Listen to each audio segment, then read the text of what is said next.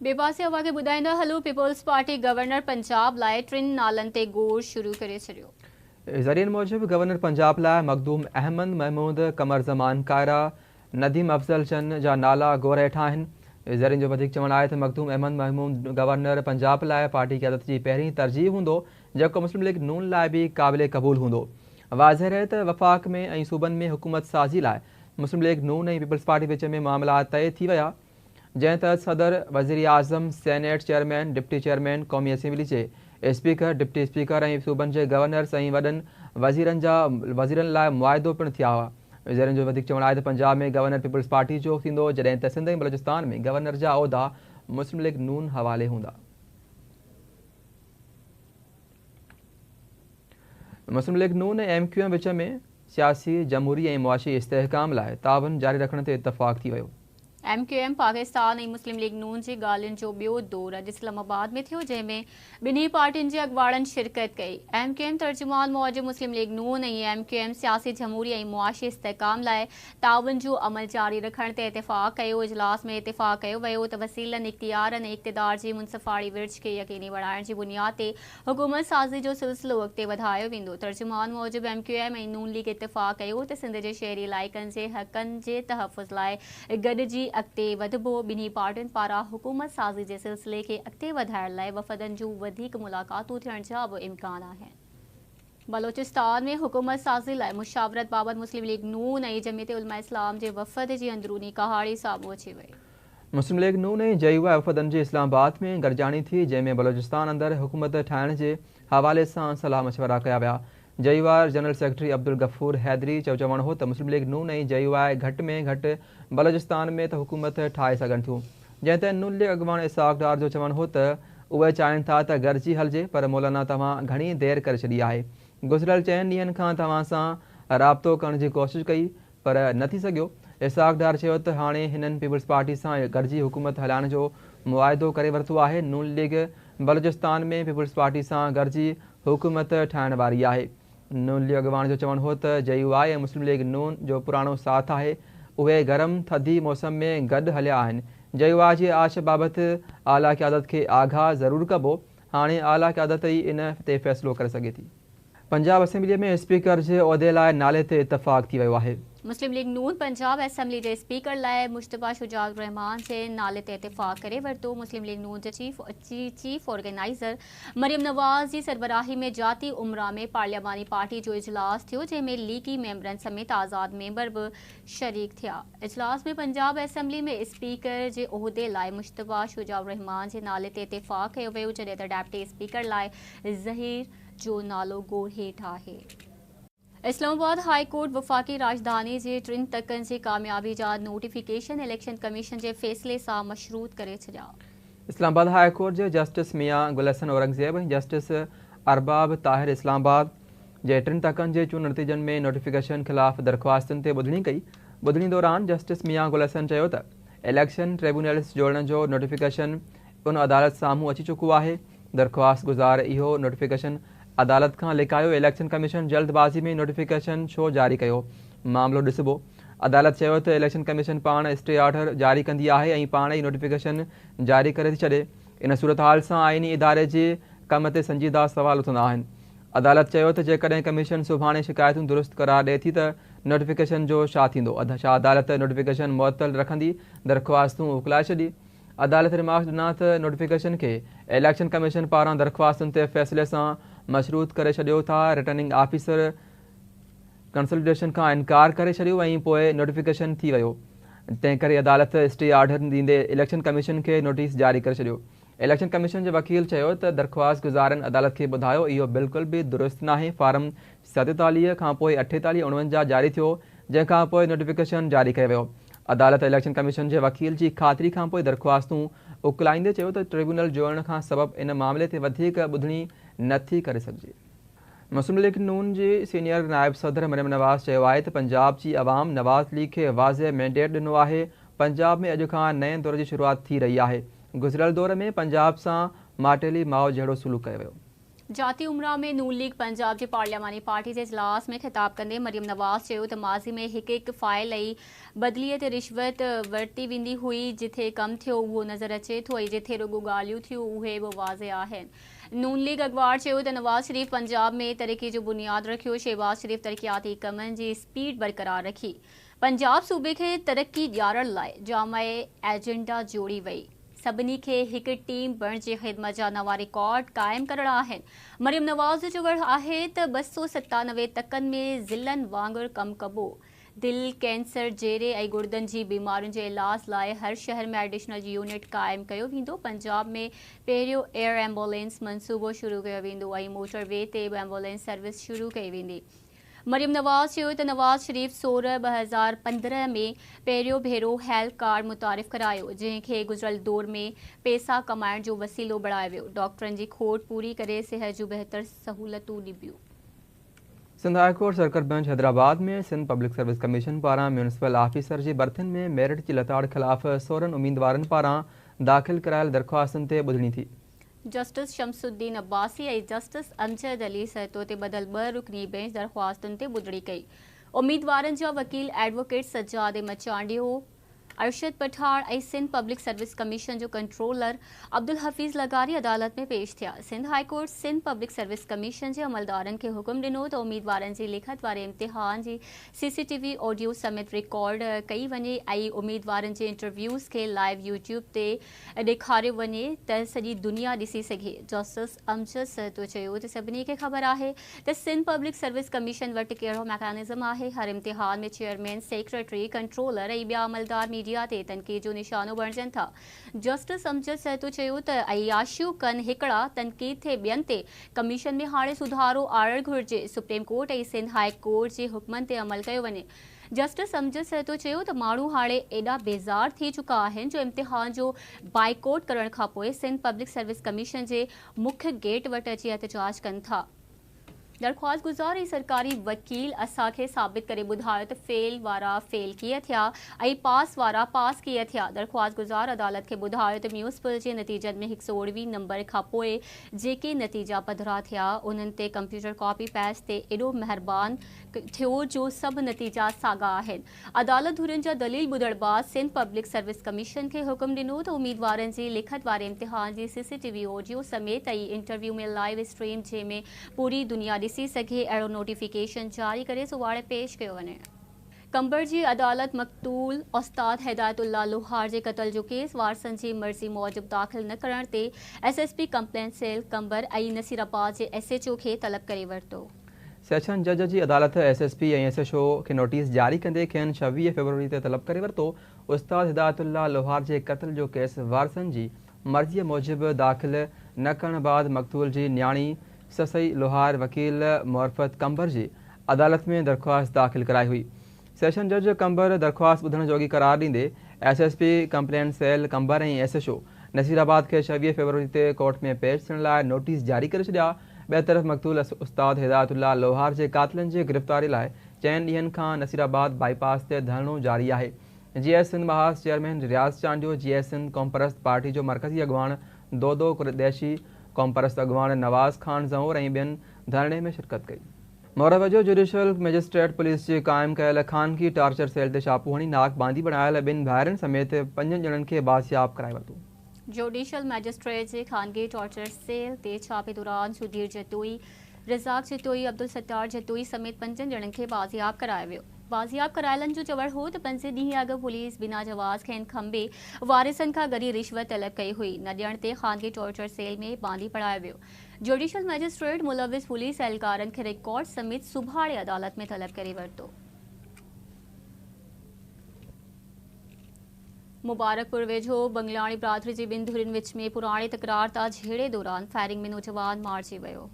ॻोठ याकूब बंगलाणी में 2 धुरियुनि में झेड़ो थी पियो। जवाबदारनि जी फायरिंग में नौजवान सज्जाद पुट तगियल बंगलाणी मारिजी वियो। इतला ते पुलिस वाक़े वारनि ते पहुची नौजवान जे लाश खे खणाए अस्पताल मुंतक़िल कयो, जितां पोस्टमार्टम कराइण बाद मर्द वारसनि हवाले कयो वियो। पुलिस जो चवणु आहे त वाक़ियो बंगलाणी बिरादरी जे 2 धुरियुनि में हलंदड़ पुराणी तकरार तां पेश आयो आहे।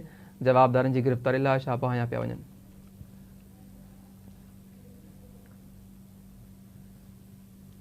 गौसपुर वेझो पुलिस कार्रवाई करे शादी के बहाने कचे में घुरायल नौजवान के अगवा थियण खां बचाए वरितो।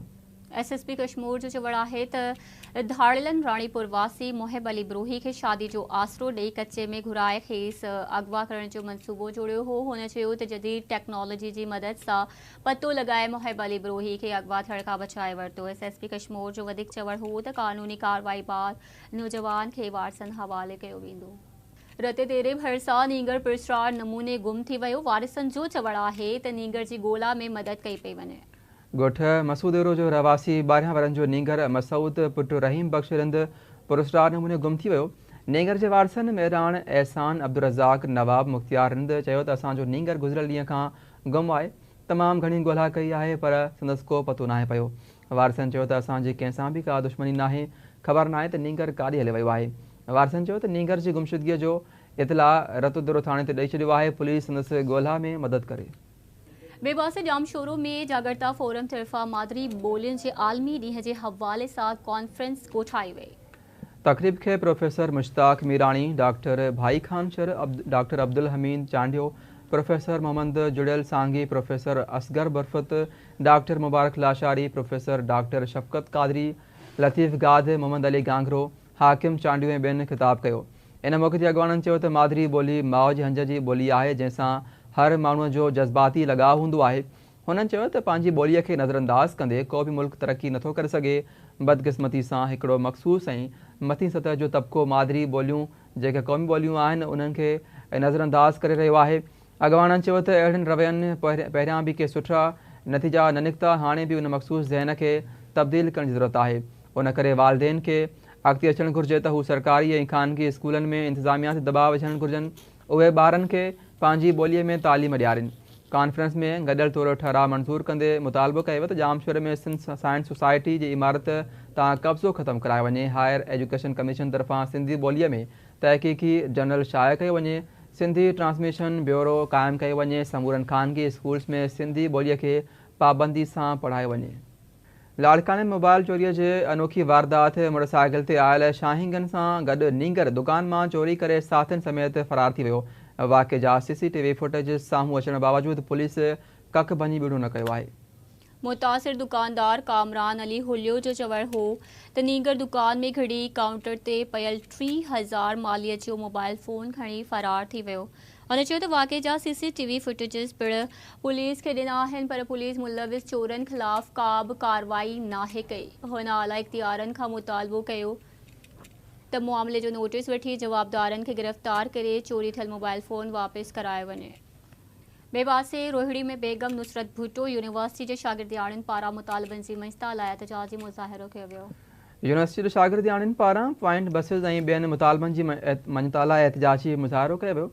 एहतजाज कंदड़ शागिर्दियाणियुनि जो चवणु हो त इंतिज़ामिया पॉइंट बसिस न ॾेई हास्टल ताईं महदूद कयो आहे। हुन चितार ॾींदे चयो त जेसिताईं संदन जाइज़ मुतालबा तहसील नथा कया वञनि तेसिताईं एहतजाज जारी रहंदो। टंडो जाम टोल इंतिज़ामिया ऐं शहरनि विच में टोल टैक्स तां शिकतान सबबि क़ौमी शाहराह ते ट्रैफ़िक मुअतल थी वई। मशरफ शहरुनि टोल प्लाज़ा वटि गाॾियूं बि हारे छॾियूं जंहिं सबबि रोड जे ॿिन्ही पासनि खां सभई मुसाफ़िर गाॾियूं समेत वेहिजी वियूं। टोल अमले जो चवणु आहे त टोल टैक्स ॾियण खां सवाइ गाॾियुनि खे वञणु कोन ॾींदासीं। शहरुनि जो चवणु हो त सुप्रीम कोर्ट पारां 10 रुपया टोल मुक़ररु करण बावजूदि टोल इंतिज़ामिया टंडोजाम वासियुनि खां मीरपुर ख़ासि ताईं 55 MPA शर्जील इनाम मेमण खां मुतालबो कयो त मामले जो नोटिस वठी टोल अमले ख़िलाफ़ कार्रवाई कई वञे। वेलकम बैक नाज़रीन। खैरपुर जी अदालत मंशियात केस में जवाबदार खे 9 साल क़ैद ऐं ॾंड जी सज़ा ॿुधाए छॾी आहे। Criminal model trial court Khairpur जी स्पेशल जज मोहम्मद इस्लामुल हक राय जी अदालत में मंशियात केस जी ॿुधणी थी। अदालत गिरफ़्तार थियल जवाबदार रमेश उर्फ बाबू वलद लखमीर ओड खे ॾोह साबित थियण ते 9 साल क़ैद ऐं 80,000 रुपया ॾंड जी सज़ा ॿुधाए छॾी। ॾंड जी रक़म न ॾियण जी सूरत में जवाबदार 6 महीना वधीक क़ैद भोॻींदो। अदालत पारां सज़ा ॾियण बाद जवाबदार खे पुलिस जे सख़्त पहिरें हेड सेंट्रल जेल खैरपुर मुंतक़िल कयो वियो। ॿिए पासे फ्रांस जे वफ़द मोहनजो दड़ो जो दौरो करे DK एरिया HR स्टूपा ग्रैतपात ऐं ॿिया आसार घुमी ॾिठा। मोहनजे दड़े ते परॾेही सियाहनि जे आमद जो सिलसिलो तेज़ी सां जारी आहे। फ्रांस जो परॾेही वफ़द मोहनजो दड़ो जे मुख़्तलिफ़ areas DK area HR stupa great bath museum ऐं ॿिया आसार घुमी ॾिठा। इन मौक़े ते फ्रांस जे परॾेही वफ़द जो चवणु हो त मोहनजो दड़ो अज़ीम ऐं क़दीम तहज़ीबी विरसो आहे। हितां जा माण्हू हज़ारे सालनि खां तहज़ीब याफ़्ता रहिया आहिनि। उन जो अंदाज़ो हीअ शानदार तहज़ीब आया जा आसार ॾिसी लॻाए सघिजे थो। हुननि चयो त हितां जे माण्हुनि हज़ारे साल अॻु बि वॾी जोड़ जक सां वॾा कुशादा घर ठाहिया हुआ। आसार ॾिसी अकुल दंग रहिजी वञे थो। फ्रांस वफ़द जे चयो त सिंध जा माण्हू वॾा महिमान नवाज़ आहिनि। हिते अची तमामु घणी ख़ुशी थी आहे, पर ॾही वफ़द जे सिक्योरिटी तमामु सख़्तु कई वई हुई। मीरपुर बठोरे में बदअमनी ख़िलाफ़ क़ौमी अवामी तहरीक जे सॾ ते एहतजाजी रैली कढी वई। कारकुननि पारां कामरेड यूसुफ कुंभार, डाडा इस्माइल शोरो, जुम्मन मला, अब्दुल गनी मला, नोमान शोरो, अब्दुल गफूर मेमर, दानिश दीदार ऐं ॿियनि जी अॻुवाणी में रैली कढी हैदराबाद सिजावल रोड ते एहतजाजी मुज़ाहिरो कयो वियो। अॻुवाणनि जो चवणु हो त क़ौमी अवामी तहरीक अॻुवाण कामरेड यूसुफ कुंभार जी फैमिली खां हथियारबंदनि फुर करण जी कोशिश कई त तेज़ रफ़्तारी सबबि संदन कार पलटी थी पई। मुज़ाहिरीन चयो त फोरू ज़ख़्मी औरतुनि खां बि रोक रक़म, सोना ज़ेवर, मोबाइल फ़ोन फुर करे फ़रार थी विया। हुननि आला इख्तियारनि खां मुतालबो कयो त मामले जो नोटिस वठी जवाबदारनि खे गिरफ़्तार करे फुर थियल सामान वापसि करायो वञे। नुशुर फिरोज़ में स्कॉप यूनियन जे अॻुवाण इक़बाल लाड़क जा क़ातिल गिरफ़्तार न थियण ख़िलाफ़ एहतजाजी मुज़ाहिरो कयो वियो। सागर यूसुफ मंगे, खादिम मरी ऐं ॿियनि जी अॻुवाणी में इक़बाल लाड़क जा क़ातिल गिरफ़्तार न थियण ख़िलाफ़ एहतजाजी मुज़ाहिरो करे नारेबाज़ी कई वई। एहतजाज कंदड़नि चयो 7 ॾींहं गुज़रण बावजूदि पुलिस इक़बाल लाड़क जे क़ातिलनि खे गिरफ़्तार नाहे करे सघी, जेका सरासर पुलिस जी नाअहली आहे। एहतजाज कंदड़नि चयो त ज़िले में बदअमनी वधी वई आहे। क़ातिल गिरफ़्तार न थियण सबबि मुलाज़िमनि बेचैनी पकड़ियल आहे। एहतजाज कंदड़नि चयो त जेकॾहिं इक़बाल लाड़क जा क़ातिल गिरफ़्तार न थिया त एहतजाज जो दाइरो वधायो वेंदो। सिंध हुकूमत जे मुख़्तलिफ़ खातनि जे मुलाज़िमनि खे अलाट कयल सर्विस एंड जनरल एडमिनिस्ट्रेशन जा फ्लैट ख़ाली कराइण जो सिलसिलो ॿीहर शुरू थी वियो आहे। कराची जे सिंधी मुस्लिम सोसाइटी में वाक़े GOR2 कॉलोनी में मुलाज़िमनि खां घर ख़ाली कराइण जी कोशिश कई वई। अहिड़े अमल ख़िलाफ़ मुलाज़िम सरापा एहतजाज पिड़ियल आहिनि। अहिड़े हवाले सां ॾिसूं था शहज़ाद जलबाड़ी जी हे रिपोर्ट। हुकूमत जे मुख़्तलिफ़ खातनि जे मुलाज़िमनि खे अलाट कयल सर्विस एंड जनरल एडमिनिस्ट्रेशन जा फ्लैट ख़ाली कराइण जो सिलसिलो ॿीहर शुरू थी वियो आहे। कराची जे सिंधी मुस्लिम सोसाइटी में वाक़िअ GOR2 कॉलोनी में मुलाज़िमनि खां घर ख़ाली कराइण लाइ हद जी पुलिस, असिस्टेंट कमिश्नर ऐं ॿिया अमलदार पहुता त छिक ताण वधी वई। GOR2 कॉलोनीअ में रहंदड़ मुलाज़िमनि अहिड़े अमल ख़िलाफ़ एहतजाज कंदे नारेबाज़ी कई। GOR2 जे सदर अब्दुर्रहमान शेख, मीर मोहम्मद सातो, राजा भुट्टो, रियाज़ ख़ास खाली ऐं ॿियनि जो चवणो हो त सर्विस एंड जनरल एडमिनिस्ट्रेशन पारां मुलाज़िमनि खे फ्लैट अलाट करे ॾिना विया हुआ, जंहिंजी बाक़ाइदगीअ सां हाउस रेंट ऐं 5% अदा कंदा आहियूं। एहतजाज कंदड़नि जो चवणो हो त सिहत खाते में मुलाज़मत कंदड़ मीर मोहम्मद सातो जे घर ते असिस्टेंट कमिश्नर फिरोज़ाबाद थाणे जी पुलिस सां गॾु चढ़ाई करे हमिलो कयो ऐं घर ख़ाली कराइण जी कोशिश कई। जॾहिं त इहो घर सरकारी तौर ते मीर मोहम्मद सातो जे नाले ते अलाट थियल आहे, जंहिंजो ऑर्डर पिणु मौजूदु आहे। उन मौक़े ते रहवासियुनि आवाज़ टीह सां पंहिंजा वीचार पिणु वंडिया। स्टेट एजेंसी ठाहे छॾी आहे, क़र्ज़ो फ़ुरक़त 8 लखे में फ्लैट था खपाइनि। हिकिड़े माण्हू खे अलाट कंदा, वरी ॿिए खे अलाट कंदा ऐं रिश्वत जी बाज़ार उते गरम आहे ऐं जेके उते माण्हू वेठा आहिनि 15 सालनि खां उते पोस्टेड आहिनि ऐं उन्हनि लाइ सॼो जेको आहे उन्हनि जो कसूर आहे, उन्हनि खे उतां जेको आहे हटायो वञे। ऑलरेडी जेको आहे अलाटमेंट थियल आहे हिकिड़े शख़्स खे, वरी उन जे मथां अलाटमेंट था कनि, ठीकु आहे। ऐं हिते 3-4 फ्लैट ख़ाली पिया आहिनि जेके उनजे कस्टडीअ में आहिनि, ख़ाली आहिनि। उहे नथा अलाट कनि जेके ख़ाली आहिनि, जेके पाण करायूं वेठा आहिनि। बाक़ी जेके माना ॿिया जेके वेठा आहिनि, जंहिंजो साल आहे या 17 महीना आहिनि, उनजा अलाटमेंट करे या उनखे मथां हमिलो कराए, उनजे घर में थ्रेड कराए ऐं उनखे ज़बरदस्ती जेको आहे माना कयो। उनजे ॿारनि बचनि ते जेको आहे वॾो माना अटैक कयो आहे हिननि। सिंध गवर्नमेंट जी स्टेट ऑफिस उहे असांखे तंग कनि था, कंहिं न कंहिं बहाने सां माना लेटर ॾियनि था ऐं DC वेस्ट DCनि खे माना पाबंद थो कयो वञे त ख़ाली कयो गैर क़ानूनी। हिनमहिल अचानक 2 नोटिसनि जे करे हिनमहिल जेको 14 तारीख़ हिते इंसिडेंट थियो आहे मीर मोहम्मद जे घर ते, असां उन लाइ सरापा एहतजाज आहियूं। जेको ग़लति आहे, लेडीज़ ते अचानक अची ऐं ज़बरदस्ती त दरनि जा ताला बनिया अथऊं, लेडीज़ उते वेठी आहे मुज़ामत।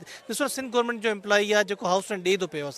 असांजी इहा ई रिक्वेस्ट आहे, असांखे रिटायरमेंट ताईं ॾिनो वञे, 1 टाइम फेवर असांखे ॾिनी वञे। असां सिंध गवर्नमेंट जा एम्प्लॉई आहियूं। एहतजाज कंदड़नि मुतालबो कयो त बिना कंहिं वारंट जे असिस्टेंट कमिश्नर जी अॻुवाणी में पुलिस जी चढ़ाईअ ख़िलाफ़ कानूनी कार्रवाई कई वञे।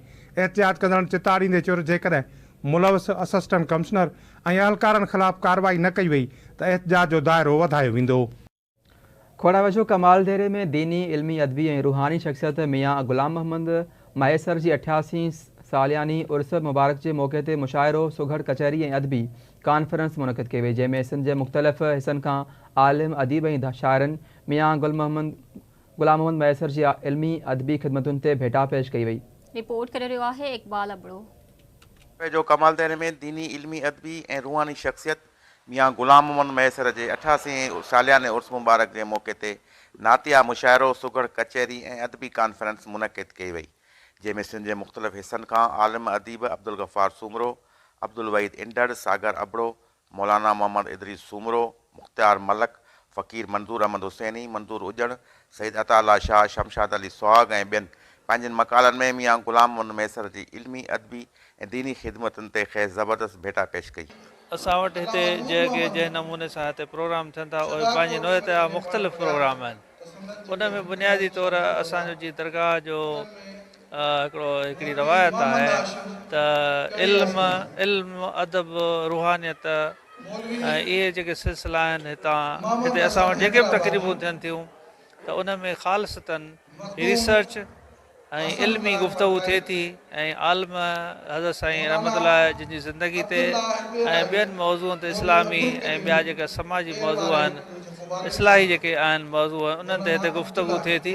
साईं जन जो जेको उस्ताद मोहतरम हुयो मौलाना अब्दुल कादर इंडड़ पहावारी वारो, मुंहिंजो बि उन ख़ानदान सां तालुक़ आहे। साईं उन वटि पढ़िया, वरी उन खां बाद में पढ़ण वारो सिलसिलो दर्स तदरीस खे हलायूं। सिर्फ़ु तसवुफ़ न बल्कि उन सां गॾोगॾु जेकी ज़ाहिरी इल्मु जेको आहे उहो ख़ल्क़ ख़ुदा खे ॾिनऊं ऐं लिखण पढ़ण सां गॾु उन जी नशर इशात कयूं, जंहिंजे ज़रिए कई माण्हू मुस्तफ़ी थी करे वॾे वॾे मुक़ाम ऐं मर्तबे ते पहुचा। जॾहिं ही इल्म जा ज़रिया ॿिया वसीला न हुया असां वटि, तॾहिं ही जेके आलिम उन दौर जा हूंदा हुआ, जेके मदरसा असांजे जेको रिवायती तालीम जा तरीक़ा हूंदा उहे तमामु वॾी अहमियत रखंदा। फ़ारसी जो इल्मु बि वॾो हूंदो हुयो, उन जे ज़रिए पोइ माण्हू किताब पढ़ंदा। उन दौर में मुख़्तसिर किताब हूंदा, ज़बानी इल्मु घणो हूंदो हुयो, त हिननि शख़्सियतुनि उहो इल्मु फैलायो। इन प्रोग्राम जे ज़रिए मुंहिंजो अवाम खे इहो ई आहे त मियां अलामा गुलाम मोहम्मद मैसर साहब जो जेके बि दर्स आहिनि, जेके बि टीचिंग्स आहिनि, उहे मुआशरे में इम्प्लीमेंट थियणु खपनि त माण्हू पाण खे सुञाणे ऐं अमुन जे तरफ़ माइल थिए। अमुन जी तरफ़ तॾहिं माइल थींदो जॾहिं हुनजो माइंड क्लियर थींदो। माइंड तॾहिं क्लियर थींदो जो हू सही दरगाह जो पोइ लॻ थींदो। मूंखे तमामु घणी ख़ुशी थी। अलामा मियां गुलाम मोहम्मद मैसर साहब हिकिड़ी रूहानी शख़्सियत सां गॾोगॾु असल में हिकिड़ी इंतिहाई इल्मी शख़्सियत हुया ऐं उन्हनि जो जेको बि फ़लसफ़ो आहे उहो बेसिकली क़ुर शरीफ़ जी रिसर्च, हदीस ऐं फ़िक़े ऐं तफ़सीर खे सम्झण में जेको आहे सो गुज़री वियो। और न सिर्फ़ु उन्हनि तालीम हासिल कई पर हिकिड़ो ज़िंदगी जो वॾो हिसो पाण पढ़ाईंदा रहिया। मुख़्तलिफ़ मदरसनि में मोहतमिम आला जे हिसाब सां उन्हनि पढ़ायो ऐं हीअ अॼु जेको तक़रीबन अवां ॾिसो त 100 साल खां बाद बि हितां जे बि प्रोग्राम जो जेको सिटाव आहे उहो सॼो तालीमी ऐं अदबी आहे। असां वटि आलिमनि जा ॿ क़िस्म आहिनि। हिकिड़ा ज़माने जा आलिम आहिनि जेके रोज़गार ऐं पैसनि कमाइण जे लाइ इल्मु हासिलु कंदा आहिनि। ॿिया आलिम रब्बानी सरबा आहिनि जेके इलाही पैगाम खे इंसाननि जे दिलनि ताईं पहुचाइण जे लाइ पंहिंजे इल्म जो इस्तेमालु कंदा आहिनि। ऐं रब्बानी आलिम जेके हूंदा आहिनि उहे ई हक़ीक़ी आलिम आहिनि। अहिड़नि ई आलिमनि में मियां साहिब गुलाम मोहम्मद जो शुमारु थिए थो, जंहिंजो वॾो कमाल इहो हुयो त जेको बि माण्हू हिकिड़ो दफ़ो संदने सोबत में आयो उहो बिल्कुलु जकड़जी वियो। उर्स मुबारक जे मौक़े ते महिमाननि खे सिंध जी सकाफ़त अजरकनि जा तोहफ़ा पेश कया विया, जॾहिं त इन मौक़े ते सिक्योरिटी जा इंतज़ाम पिणु सख़्तु कया विया हुआ। कैमरा टीम सां गॾु इक़बाल अबड़ो, आवाज़ TV न्यूज़, खोड़ा।